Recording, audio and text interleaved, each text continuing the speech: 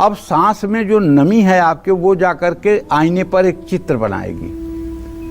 अगर त्रिकोण आकार बनेगा तो मान लीजिएगा अग्नि तत्व है, अगर वर्गाकार आकार बनेगा तो मान लीजिएगा कि पृथ्वी तत्व है, अगर वृत्ताकार आकार बनेगा तो मान लीजिएगा कि जल तत्व है, और अगर कान के आकार का बनेगा तो समझ लीजिएगा कि ये आकाश तत्व है। इस तरह से तत्व की जानकारी आप आईने पर भी देख सकते हैं। और आपको 54 मिनट के बाद ये श्वास बदलती रहती है, कभी बाईं तो कभी दाहिनी, कभी दाहिनी तो कभी बाईं, ठीक है ना। तो आप अगर ध्यान करके और अपने मन को आदेश करें कि अब मेरी बाईं चल रही तो दाहिनी चल जाए, और अगर आपके सोचने से दाहिनी चल जाए, आपने जग जीत लिया। अब कोई साधना की आपको जरूरत नहीं, आपने जग जीत लिया, आपने प्रकृति पर नियंत्रण कर लिया। अगर आपके सोचने से आपकी नाड़ी बदल रही है, दाहिने को आप बाएं में ट्रांसफ़र कर रहे हैं, अपने चिंतन से बाएं से दाहिने में ट्रांसफ़र कर रहे हैं, ये साधना की पराकाष्ठा है, ये साधना की पराकाष्ठा है। ये छोटी मोटी बात नहीं है और ना ही एक दिन में ये सिद्ध होने वाली बात है, ये साधना की पराकाष्ठा है। जो लोग साधना की पराकाष्ठा को प्राप्त करना चाहते हैं, उन्हें स्वर विज्ञान का अध्ययन करना चाहिए। और स्वर विज्ञान के अध्ययन करने, शिव पुराण में एक वायवीय संहिता है, 7वीं संहिता का नाम वायवीय संहिता है। आप पढ़िए ना वायवीय संहिता। वायु संहिता से आपको सब पता चल जाएगा कि मनुष्य का जीवन कैसे बनता, कैसे बिगड़ता है। तो भगवान के शिव पूजन के लिए कौन सी तिथियां शुभ हैं, कौन सी तिथियां अशुभ हैं, वो मैं बताऊंगा। शुक्ल पक्ष की चतुर्दशी और कृष्ण पक्ष की चतुर्दशी तिथि को शिव पूजन करना अत्यंत शुभकारी होता है। पूर्णिमा अमावस्या तिथि पर भी शिव पूजन प्रभावशाली होता है। कृष्ण पक्ष के पंचमी तिथि, दशमी तिथि पर भी शिव पूजन करना चाहिए। द्वादशी तिथि पर भी शिव पूजन महापुण्यदायी होता है। शिव पूजन का महत्वपूर्ण मास जो है, हिंदू पंचांग के अनुसार सबसे पवित्र और महत्वपूर्ण मास सावन का महीना है। श्रावण मास में शिव पूजन करने से पाप ताप का नाश होता है, जीवन में समृद्धि आती है। शिव पुराण में कहा गया है, श्रावण मासे यह शिवम पूजयेत सर्व पाप हरम। फाल्गुन मास में जो शिव पूजा का विशेष महत्व है, महाशिवरात्रि इसी मास में आती है। महाशिवरात्रि को शिव जी की आराधना से सभी पाप नष्ट होते हैं और मोक्ष की प्राप्ति होती है। कार्तिक मास में भी शिव पूजन का बड़ा महत्व शास्त्रों में बताया गया है। जय मां विंध्यवासिनी।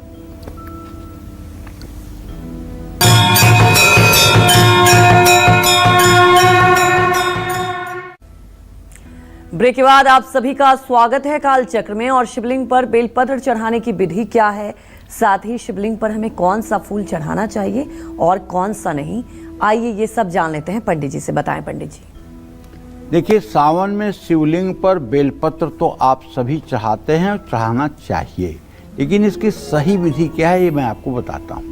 बेलपत्र की डंठल को अपनी ओर रखकर और पत्ते को शिवलिंग की ओर करके ही बेलपत्र अर्पित करें। इसके 3 पत्ते चढ़ाने का विधान है। एक बेलपत्र में 3 पत्ते हों। 3 पत्ते त्रिगुण के समान, 3 नेत्रों के समान और 3 अस्त्र शस्त्रों के समान हैं और 3 जन्मों के समान पाप नष्ट करने वाले हैं। अब जानिए कि आपको शिवलिंग पर कौन सा फूल चढ़ाना चाहिए, कौन सा नहीं।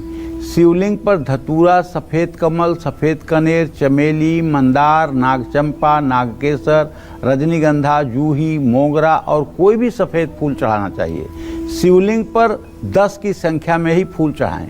फूलों की डंठल हमेशा देवताओं की ओर करके अर्पित करें। शिवलिंग पर केतकी, केवड़ा भूलकर भी न चढ़ाएं। शिव की उपासना में केवड़े की सुगंध की अगरबत्ती और इत्र का उपयोग भी न करें। केवड़ा ज्ञान शक्ति के स्तर पर मारक रूपी कार्य करता है, इसलिए इसे लयकारी कहा गया है।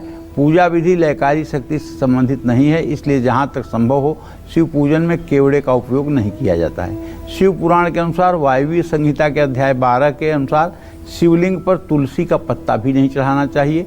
तुलसी नैव संपूज्यम शंकरस्य सदा मुने। तुलसी विष्णु को प्रिय है, शिव को नहीं। शिव पुराण के अनुसार शिवलिंग पर शंख से जल कभी नहीं अर्पित करना चाहिए, श्रृंगी से ही जल अर्पित करना चाहिए। ये छोटी छोटी जानकारी सबको रहनी चाहिए। जय मां विंध्यवासिनी। तो हमारे दर्शक जुड़ चुके हैं जयंत मैनपुरी से। जयंत, आप अपने सवाल पूछ सकते हैं। हेलो। हाँ बोलिए। राधे राधे पंडित जी। राधे राधे भैया। मुझे अपने और अपने भाई के बारे में पूछना है, करियर के बारे में पूछना है। मेरी डेट ऑफ बर्थ है 2 जनवरी 2006 सुबह 11:30 बजे और मेरी भाई की जो डेट ऑफ बर्थ है वो है 9 जून 2003 5:30 बजे। मैंने जो है 12th पीसीबी से करी है बायोलॉजी से, तो मेडिकल में जाना चाहिए या कंप्यूटर में जाना चाहिए? और भाई एमबीए करना चाहते हैं तो उनके लिए कुछ उपाय बता दीजिए।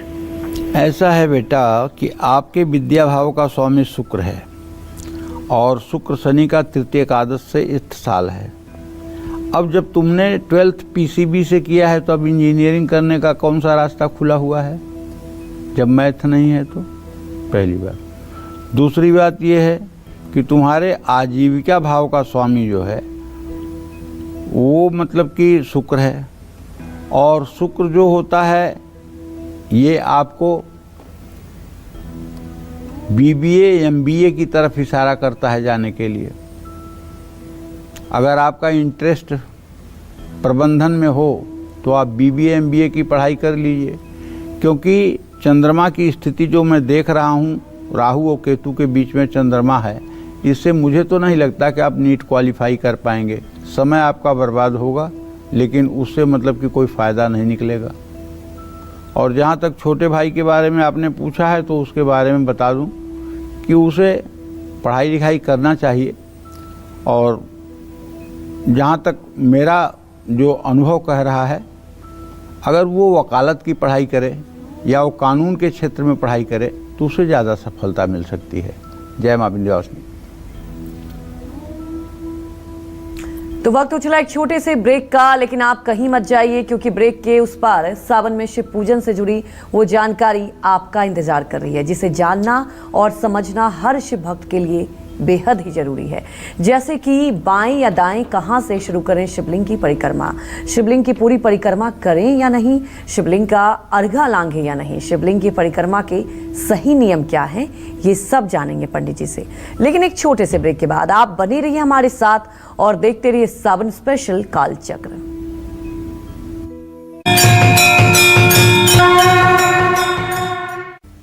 ब्रेक के बाद स्वागत है आपका कालचक्र में। और चलिए अब जल्दी से आज के सावन स्पेशल कालचक्र के सबसे स्पेशल सेगमेंट की शुरुआत करते हैं और पंडित जी से जानते हैं कि सावन में शिवलिंग की परिक्रमा करने के सबसे सही और सटीक नियम क्या हैं। पंडित जी ये बताएं हमारे दर्शकों को। शिव जी की परिक्रमा चंद्रकला के समान यानी सोमसूत्री होती है। अर्घा से उत्तर दिशा की ओर यानी सोम की दिशा की ओर, मंदिर के आंगन के कोने तक जो सूत्र यानी नाली जाती है उसे सोम सूत्र कहते हैं। परिक्रमा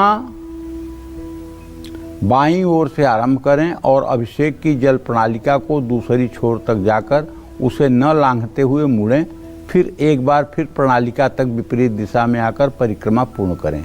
ये नियम केवल मानव स्थापित या मानव निर्मित शिवलिंग पर ही लागू होता है। स्वयंभू लिंग या पूजा घर के लिंग पर ये लागू नहीं होता।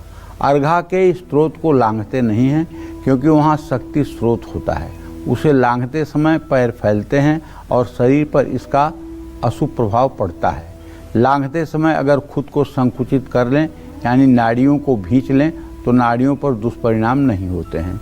शिवलिंग की परिक्रमा हमेशा बाईं ओर से शुरू कर जलाधारी के आगे निकले हुए भाग तक जाकर फिर विपरीत दिशा में लौटकर दूसरे सिरे तक आकर परिक्रमा पूरी करनी चाहिए। जय मां विंध्यवासिनी। पंडित जी आज हमारे दर्शकों को आपने इतनी महत्वपूर्ण जानकारी दी, आपका बहुत बहुत धन्यवाद। धन्यवाद। उम्मीद यही करते हैं कि आपको भी आज का हमारा विषय बहुत पसंद आया होगा। कल फिर एक नए विषय और आपकी परेशानियों को दूर करने के लिए ढेरों उपाय लेकर आएंगे हम पंडित सुरेश पांडे जी के साथ। तब तक कालचक्र की पूरी टीम को आप अनुमति दीजिए और देश दुनिया की खबरों को देखते रहने के लिए देखते रहिए News 24। नमस्कार।